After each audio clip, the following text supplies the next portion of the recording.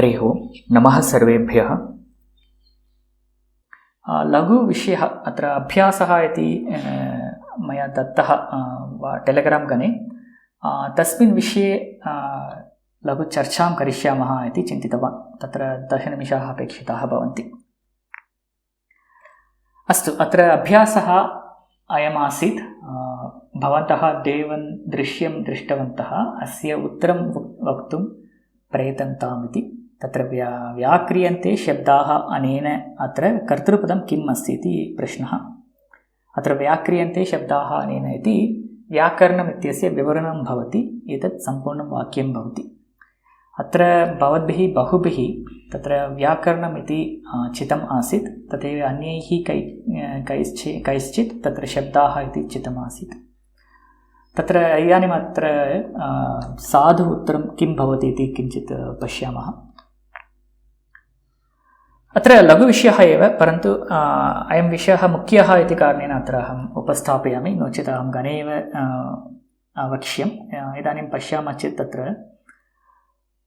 प्रथमम् अस्माभिः कर्तृपदं किम् इति ज्ञातव्यं। कर्तृपदम् इत्युक्ते कर्तृकारकवाचकं पदम् इति ज्ञायते।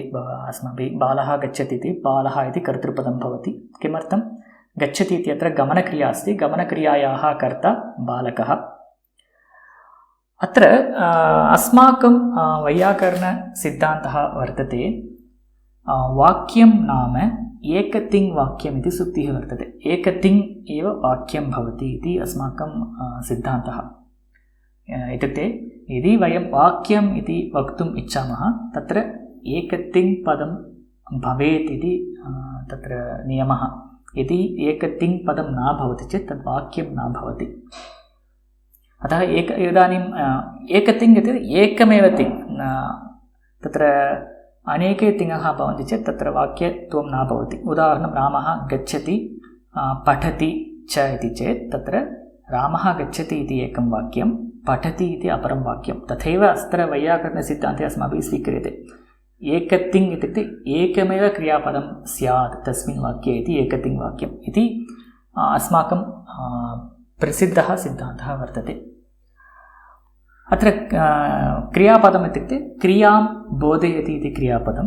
तथैव यदि क्रिया भवति, क्रियायाः कश्चित् कर्ता अपि निश्चयेन भवति इत्येव अत्र ज्ञातव्यम्। अत्र कर्तारं विना क्रिया न चलति एव। उदाहरणं रामः गच्छति इत्युक्ते गमनक्रिया भवति यदा रामः तत्र भवति। यदि रामः एव नास्ति तर्हि गमनक्रियायाः स्वतन्त्रेण तत्र उपस्थितिः न भवति। अत्र गमनक्रिया भवितव्या चेत् तत्र कर्ता आवश्यकः भवति। अत्र प्रश्नम् एकवारं पश्यामः। व्याक्रियन्ते शब्दाः अनेन अत्र कर्तृपदं किम् इति। अत्र मम उद्देशः कः इत्युक्ते, कर्तृपदमित्यनेन तत्र अस्मिन् एव विद्यमानेषु पदेषु किं कर्तृपदम् इति न, अस्य वाक्यस्य किं कर्तृपदं स्यात् इति अर्थः। यदि वाक्ये कर्तृपदं नास्ति चेत् अन्यत् किमपि कर्तृपदं भवितुम् अर्हति वा, अस्ति चेत् तत् किं पदं भवति कर्तृपदम् इत्येव मम प्रश्नस्य आशयः। अतः एव व्याकरणम् इति अहं विकल्पमपि दत्तवान्। किमर्थं? व्याकरणमिति तत्र वाक्ये नास्ति, तथापि व्याकरणमपि कर्तृपदं भवितुम् अर्हति। अतः अत्र विकल्परूपेण तत्र दत्तवान्। अतः अत्र आशयः कः, यद्यपि वाक्ये अस्ति वा न वा तद्भिन्नं, तत्र वाक्यस्य क्रिया का, क्रियायाः कर्ता कः इत्येव तत्र अभिप्रायः मम। अत्र एकतिङ् वाक्येन एकं क्रियापदं निश्चयेन भवति। यदि क्रियापदं भवति चेत् क्रियायाः कर्ता निश्चयेन भवति एव। अतः किमपि वाक्यं कर्तारं विना न भवति। अतः किं ज्ञायते? चतुर्थः विकल्पः असाधुः इति ज्ञायते। कर्तृपदमेव नास्ति अस्य वाक्यस्य इति वक्तुं न शक्यते। कर्तृपदं निश्चयेन भवति। अत्र क्रिया अस्ति, व्याक्रियन्ते इति क्रियापदं भवति चेत् तत्र कर्ता भवति एव इति ज्ञातव्यम् अस्माभिः प्रथमम्। इदानीम् अग्रे गच्छामः। इदानीं व्याकरणम् इत्यस्य विवरणम् एकवारं पश्यामः। तत्र विवरणं व्याक्रियन्ते शब्दाः अनेन इति। वयं गतकक्षायां विस्तारेण अस्मिन् विषये चर्चां कृतवन्तः। तथापि अत्र पुनः कुर्मः इति चिन्तितमासीत्, अतः उपस्थापयामि अत्र व्याकरण विवरणस्य अवगमनाय पुनः तद्वदेव वर्तमानम् अन्यत् पदमेकं स्वीकृत्य तस्य विवरणं वयं पश्यामः। उदाहरणं लेखनी इति स्वीकुर्मः। लेखनी इत्यस्य विवरणं कथं भवति? लिख्यते अनया इति लेखनी, लिख्यते अनया इति लेखनी। अस्तु, अत्र पुनः तत्र व्याकरणवत् विवरणं भवति इति कारणेन तत्र किञ्चित् परिवर्तनं कृतवान्। तत्र लिख्यन्ते लेखाः अनया इति लेखनी। The letters or the lekha, the articles are written by lekhani. That's what the lekhani means. Okay, likhyante anaya lekhaha iti lekhani iti vivaranam. Atra vadantu atra lekhani iti kartrupadam bhavati va. Atra likhyante lekhaha anaya lekhanya iti sampurna padam. Atra lekhani iti kartrupadam bhavati va. Kartrupadam bhavati chit kaha artha bhavati? अर्थः यदि कर्तृपदं भवति चेत् लेखनी कः अर्थः भवति चेत् लेखनी स्वयं गत्वा, अत्र लेखकं विना स्वयं गत्वा लेखान् स्वयं लिखति इत्येव अर्थः तत्र भवति। परन्तु तादृश अर्थः न अत्र विवक्ष्यते। अत्र विवक्षा का अस्ति? लेखनी इति करणं, लेखनी इति साधनं भवति। लेखकः कश्चन आगत्य लेखनीं स्वीकृत्य लेखन्या लेखान् लिखति इत्येव तत्र अर्थः। अतः लेखनी इति साधनं भवति, करणं भवति इति अस्माभिः ज्ञातव्यं। तथैव अत्रापि व्याकरणं, व्याक्रियन्ते शब्दाः अनेन व्याकरणेन इत्युक्ते अत्र व्याकरणम् इति करणत्वं व्याकरणस्य करणत्वं भवति, साधनत्वं भवति, न तु कर्तृत्वं। कर्तृत्वं भवति चेत् तर्हि व्याकरणं स्वयमेव शब्दानां निष्पत्तिं करोति। तर्हि वयं किमर्थं व्याकरणस्य अध्ययनं कुर्मः खलु? अस्माभिः व्याकरणस्य अध्ययनं करणीयम् इति नास्ति। व्याकरणं यदि स्वयं तत्सर्वं करोति चेत् किमर्थं वयं तस्य अध्ययनं कुर्मः? अतः व्याकरणमिति करणमेव। तत् करणम् अधीत्य वयं व्याकरणसाहाय्येन वयं शब्दानां व्युत्पत्तिं वयं कुर्मः इत्येव तत्र आशयः। अतः व्याकरणशब्दः आदि व्याकरणम् इति पदं कर्तृपदं नास्ति, करणपदं भवति। अतः अत्र प्रथमः विकल्पः अपि असाधुः भवति। तत् स्पष्टं वा? इदानीम् अनयोः मध्ये कः उत्तमः इति ज्ञास्यामः। शब्दाः वा अन्यदेव वा इति पश्यामः। अत्र लेखनी इत्यत्र अनया लिख्यन्ते लेखाः। अत्र कः प्रयोगः वर्तते? कर्तरिप्रयोगः वा कर्मणिप्रयोगः वा? कोऽपि वदति वा चाट् मध्ये?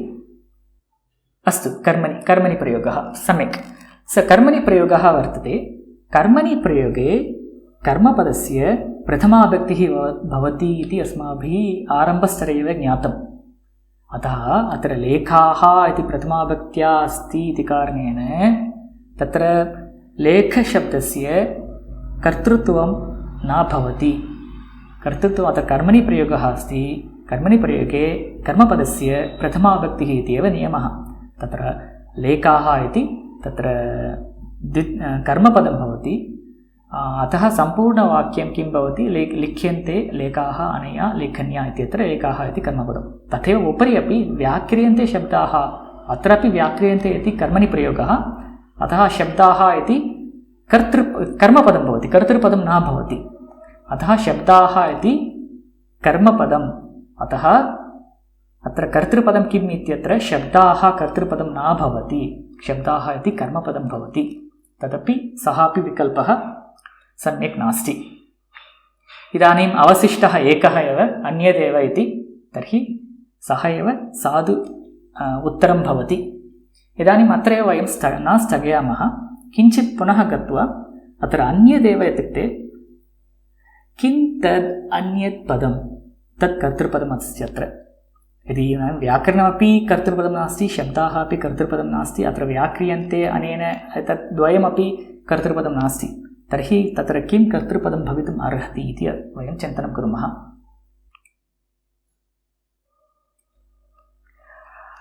अत्र लेखनीं स्वीकुर्मः चेत् अनया लेखन्या कः लिखति? जनाः लिखन्ति। प्रायशः यः लेखन्या लेखितुं शक्नोति सः एव अस्य कर्ता भवति। अतः सः कः? सः प्रायशः लेखकः एव भवति। लेखकः एव लेखन्या लेखान् लिखति। सम्यक् वा? अतः लेखकेन लिख्यन्ते लेखाः अनया लेखन्या। अत्र कर्तृपदं लेखकः एव भवति। लेखकः नो चेत् तत्तुल्य तत्समान अर्थ अन्यत् किमपि पदं भवति। तथैव उपरि पश्यामः चेत् व्याकरणन्ते शब्दाः अनेन व्याकरणेन अत्र कर्ता कः भवति? यः व्याकरणं प्रयुज्य शब्दनिष्पत्तिं करोति सः एव अत्र अस्य वाक्यस्य कर्ता भवति। तर्हि सः कः भवति? यः व्याकरणं जानाति, यः व्याकरणं पठति सः एव व्याकरणस्य निष्पत्तिं कर्तुं शक्नोति इति ज्ञातव्यं। तर्हि अत्र अस्माभिः अत्र नूतनपदपरिचयः अपि प्राप्तव्यः भवति। व्याकरणम् अधीते वेद इति वैयाकरणः इति उच्यते। अत्र वैयाकरणः इति गतकक्षायां प्रश्नः आसीत्। वैयाकरणः इत्युक्ते यः व्याकरणं जानाति, नो चेत् यः व्याकरणं पठति सः वैयाकरणः। इत्युक्ते वैयाकरणः व्याकरणं प्रयुज्य शब्दनिष्पत्तिं कर्तुं शक्नुयात् इति अर्थः। अत्र केवलं जानाति इति न, ये पठन्तः ते अपि वैयाकरणाः एव। अतः वयं सर्वे अपि इदानीं व्याकरणं पठन्तः स्मः। इदानीं वयं सर्वे अपि वैयाकरणाः एव। अस्तु, इदानीं यदि तत्र शिष्टाः भवन्ति, यदि स्कालर्स् ते अधीते इति कारणेन ते वैयाकरणाः, वयं पठन्तः स्मः इति कारणेन वयं वैयाकरणाः। अतः वयं सर्वे अपि इदानीं वैयाकरणाः एव। अतः उपरितनवाक्ये कर्तृपदं किं भवति? यः व्याकरणं जानाति, यः व्याकरणं पठति सः एव वैयाकरणः, सः वैयाकरणः एव तस्य वाक्यस्य कर्तृपदं भवति। अतः वैयाकरणैः व्याक्रियन्ते शब्दाः अनेन व्याकरणेन इति सम्पूर्णवाक्यं भवति। इदानीं भवन्तः पृच्छेयुः, तर्हि व्याकरणशास्त्रं केवलं वैयाकरणानामेव भवति वा इति चेत् तथा न। यदि यः कोऽपि व्याकरणम् उपयुज्य शब्दनिष्पत्तिं करोति चेत् तर्हि सः व्याकरणं जानाति इत्येव अर्थः। यदि सः व्याकरणं जानाति तर्हि सः अपि वैयाकरणः एव। अतः वैयाकरणः इति पृथक् गणः इति नास्ति। यः कोऽपि व्याकरणं जानाति सः वैयाकरणः एव। तर्हि वैयाकरणैः एव तत्र शब्दनिष्पत्तिः करिष्यते। अतः उपरितनवाक्ये अन्यदेव इत्यत्र कर्तृपदं किं ज्ञायते? वैयाकरणाः इति कर्तृपदम्। इदानीं वैयाकरणैः व्याक्रियन्ते शब्दाः अनेन व्याकरणेन इति सम्पूर्णवाक्यं भवति। प्रथमं, यदि शक्यते, यदि भवताम् इच्छा भवति चेत् कृपया अस्य वाक्यस्य कर्तृप्रयोगं कृत्वा गणे स्थापयन्तु। अस्तु, इदानीं वयम् अत्र स्थगयामः। अत्र प्रश्नाः सन्ति चेत् वयं प्रष्टुं शक्नुमः। अहं यदा शक्यते एतादृशं वयं अन्यान् विषयान् अपि यथाशक्यम् अहं योजयामि। अत्र प्रश्नाः सन्ति वा? महोदय, सम्यक् अवगतं, किन्तु अत्र व्याक्रियन्ते शब्दाः अनेन इति अस्ति किल, अनेन कं सूचयति तद्? व्याकरणस्य विशेषणम् अनेन इति। अत्र अनया लिख्यन्ते इत्युक्ते लेखन्या लिख्यन्ते, तथैव अनया अनेन व्याक्रियन्ते इत्युक्ते व्याकरणेन व्याक्रियन्ते इति अर्थः। अनेन इत्युक्ते व्याकरणमेव। आम् आम्, अत्र न कश्चित् वैयाकरणः इति न। अतः वैयाकरणेन व्याक्रियन्ते शब्दपि साधु एव, परन्तु अत्र व्याकरणस्य एव विवरणम् अत्र दीयते। किमर्थं वैयाकरणानां विषयः अत्र भवति न भवति। अतः अनेन इति व्याकरणस्य विशेषणपदं भवति। नमस्कार महोदय। नमस्कारः महोदय। अनेन शब्द विहाय व्याक्रियन्ते शब्दाः, तर्हि शब्दा कर्तापद? नो नो नो नो, व्याक्रियन्ते इति कर्मणि रूपं न, शब्दाः इति कर्मपदमेव भवति। So you cannot go with the prathama bhakti. It's a karmani prayoga. The prathama bhakti, what you see here is the karma padam. वाक्य शब्दा व्याक्रियन्ते, तर्हि शब्दा शब्द किं भवति? It's a karma padam. It's an object in this case. So this is again a revision for the basic lesson. You should go and revise your Karmani Prayogas. It's there in the Parichaya level itself. Better revise them actually. नमस्कारः महोदय. नमस्कारः. अनेन अनया इति इदं शब्दः एव प्रयुक्तवान्. एषः शब्दस्य स्थाने अन्यः सर्वनाम शब्दानि लैक् एतद् प्रयोक्तुं शक्यते. व्याक्रियन्ते शब्दाः तेन इति व्याकरणं वक्तुं शक्यते, परन्तु अनेन अनया इति इदं शब्दप्रयोगः एव सर्वत्र दृश्यते. यदा विवरणकाले इदं शब्दस्य एव प्रयोगः क्रियते. डिफरेन्स् किमपि नास्ति. उदाहरणं रामशब्दस्य विवरणं कथं दीयते. योगिनः रमन्ते अस्मिन् इति रामः इति तत्र अस्मिन् शब्दप्रयोगं कुर्वन्ति. कदाचित् यत् शब्दप्रयोगम् अति कुर्वन्ति. व्याक्रियन्ते शब्दाः येन तद् व्याकरणं, येन व्याक्रियन्ते शब्दाः तद् व्याकरणं, तथा अपि कुर्वन्ति व्याकरणं. धन्यवादः. अस्तु. महोदय, यस्, वैयाकरणः शब्दान् व्याकरोति इति कर्तरिप्रयोगं भवति वा? आम्, व्याकरोति इति साधुरूपं. वैयाकरणः शब्दान् व्याकरोति. शब्दान् व्याकरोति व्याकरणेन इति सम्पूर्णवाक्यम्. अस्तु. व्याकरणेन वा? आम्, व्याकरणेन वैयाकरणाः शब्दान् व्याकुर्वन्ति इति प्रयोगः अस्ति. वैयाकरणाः व्याकरणं विकुर्वन्ति एतत् शुद्धं वा? नो नो नो, वैयाकरणाः शब्दान् व्याकुर्वन्ति. शब्दान् व्याकुर्वन्ति व्याकरणेन. एतान् शब्दान् योजयितुं शक्यते. अस्तु महोदय. अस्तु महोदय, वैयाकरणः इत्युक्ते यः व्याकरणं जानाति वा उत यः व्याकरणं लिखति न पठति, अध्ययनं करोति इति अर्थः. अत्र व्याकरणम् अधीते वेद. अधीते इत्युक्ते अध्ययनं करोति, वेद इत्युक्ते जानाति, सः एव वैयाकरणः.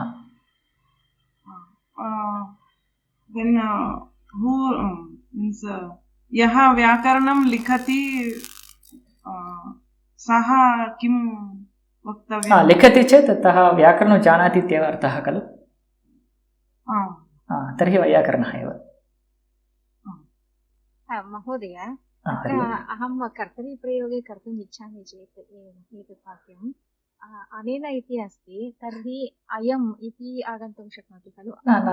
अनेन इति व्याकरणस्य विशेषणं भवति. नो नो, अयम् अनेन इति व्याकरणस्य विशेषणत्वम्. अत्र व्याकरणं तु कर्णपदं भवति, तस्य कदापि प्रथमाविभक्ति न भवति. अत्र बालकः लेखन्या लिखति इति चेत् वा, नो चेत् बालकेन लेखन्या लिख्यते वा, द्वित्रापि लेखनीशब्दस्य तृतीयारूपमेव भवति. So that's why I have given the example of lekhani. You just compare always with lekhani. This is a very popular usage. So you can compare the same way, you can derive that. महोदय, Yes. अस्मिन् slide मध्ये व्याकरणम् अधीते वेदः इति वैयाकरणः अस्ति. व्याकरणम् अधीते इति वैयाकरणः, अत्र वेदः शब्दः किमर्थम् आवश्यकः? वेद इत्युक्ते जानाति इति अर्थः. अत्र विद् धातोः लट् लकार प्रथमपुरुष एकवचनरूपं वेद. अत्र वेद अथवा वेति इति रूपं भवति. बहुवचने विदन्ति इति रूपम्. परन्तु मम संशयः, अहं चिन्तयामि व्याकरणम् अधीते इत्युक्ते व्याकरणं स्टडीङ्ग् द व्याकरणं तदेव वैयाकरणः भवति इति अहं. सरि, अध्ययनकालात् परं सः वैयाकरणः न भवति खलु. यदि तथा भवति चेत् व्याकरणम् अधीते सः एव वैयाकरणः चेत्, यदि अध्ययनं समाप्यते तर्हि सः वैयाकरणः न भवति. तत्परं केवलं सः जानाति एव. Veda, that's why it is added. So those who started studying from there till the end, till he remembers the Vyakaranam, he is the Vyakaranam. So what is the complete this Sanskrit sentence translation into English? Vyakaranam adhite vedah iti Vyakarana. What is the true translation in English? The one who learns or knows the grammar is Vyakarana.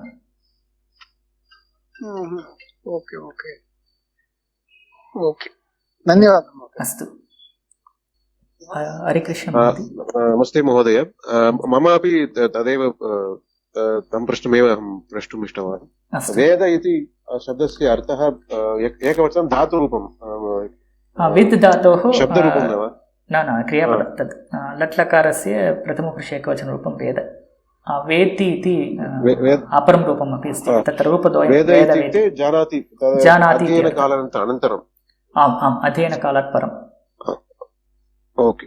इत्युक्ते scholars इति वक्तुं शक्नुमः. अत्र शिष्टाः ये सन्ति. नमस्कार महोदय. नमस्कारः महोदय. व्याक्रियन्ते शब्दानेन व्याक्रियन्ता अत्र क्रियापदं भवति. आं क्रियापदम्. धन्यवादः. अस्तु.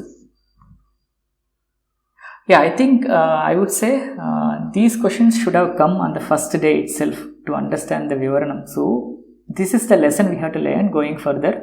Whenever such definitions come like this, it may be a sutram or it may be from some Vyakya Grantha or it may be from my own sentences. You should do this level of analysis on each sentence. The moment you started studying Vyakarna at this level, it is by default expected that you all do this kind of analysis for each sentence. So that is the reason I put this question on the chat, and even I put my vote for Vyakaranam just to confuse all of you. So I think a few people might have decided something else. Maybe they might have seen my name and they put vote against Vyakaranam again. So don't look for others' answers. Just do your own analysis before answering these questions. अस्तु. इदानीं वयं समापयामः.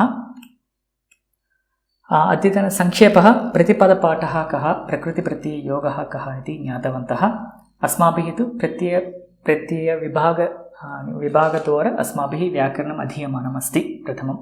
अनन्तरं वयं शास्त्र इतिहासं ज्ञातवन्तः. तत्र मुख्यः विषयः पाणिनिः एकः एव वैयाकरणः इति न, पाणिनिः अपि एकः वैयाकरणः इति ज्ञातव्यम्. अतः पाणिनेः प्राक्, पाणिनेः समकाले, पाणिनेः परमपि वैयाकरणाः सन्ति, व्याकरणानि अपि सन्ति.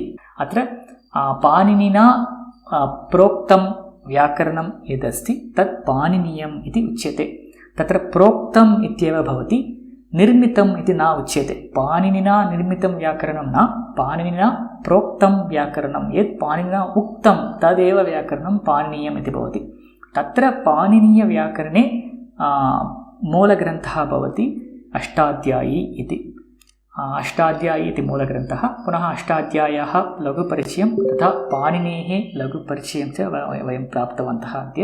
पुनः तत्र अभ्यासचर्चामपि वयं कृत्वा व्याकरणपदस्य सम्पूर्ण अर्थम् इदानीं वयं जानीमः इति मत्वा अद्य कक्ष्यां समापयामि.